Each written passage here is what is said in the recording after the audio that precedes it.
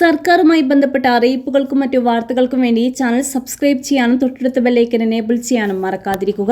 2 ആഴ്ചകൾക്ക് മുമ്പ് മുഖ്യമന്ത്രി പിണറായി വിജയൻ പ്രഖ്യാപിച്ച സ്ത്രീ സുരക്ഷാ പദ്ധതിക്ക് അർഹത നേടുന്നത് സംബന്ധിച്ച് പൊതുമാനദണ്ഡങ്ങൾ പുറത്തിറക്കി സംസ്ഥാന സർക്കാർ. നിലവിൽ സഹായം കിട്ടാത്ത 35 വയസ്സിനും 60 വയസ്സിനും ഇടയിൽ പ്രായമുള്ള പാവപ്പെട്ട സ്ത്രീകൾക്ക് പ്രതിമാസം 1000 രൂപ നൽകുന്ന പദ്ധതിയാണിത്. സംസ്ഥാനത്തെ സ്ഥിരതാമസമുള്ളവർക്ക് മാത്രമായിരിക്കും ആനുകൂല്യം ലഭിക്കുന്നത്. ഗുണഭോക്താവ് മരണപ്പെട്ടതിന് ശേഷമുള്ള ആനുകൂല്യത്തിന് അവകാശികൾക്ക് അർഹത ഉണ്ടായിരിക്കുന്നതല്ല.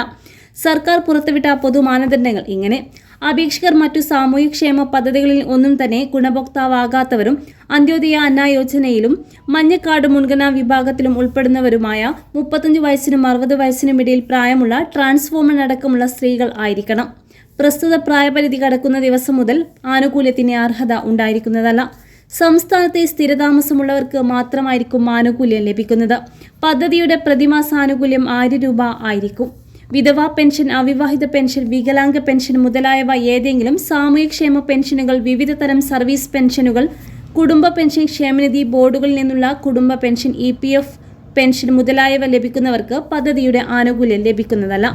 സംസ്ഥാനത്തിനകത്തു നിന്നും താമസം മാറുകയോ കേന്ദ്ര സംസ്ഥാന സർക്കാർ സർവീസ്, കേന്ദ്ര സംസ്ഥാന സർക്കാർ ഉടമസ്ഥതയിലുള്ള സ്ഥാപനങ്ങൾ, പദ്ധതികൾ, സർവകലാശാലകൾ, മറ്റ് സ്വയംഭരണ, ഗ്രാന്റീൻ, എയ്ഡഡ് സ്ഥാപനങ്ങൾ എന്നിവയിൽ സ്ഥിരം അല്ലെങ്കിൽ കരാർ നിയമനം ലഭിക്കുകയോ ചെയ്യുന്നതോടുകൂടി ആനുകൂല്യത്തിനുള്ള അർഹത ഇല്ലാതാകുന്നതാണ്.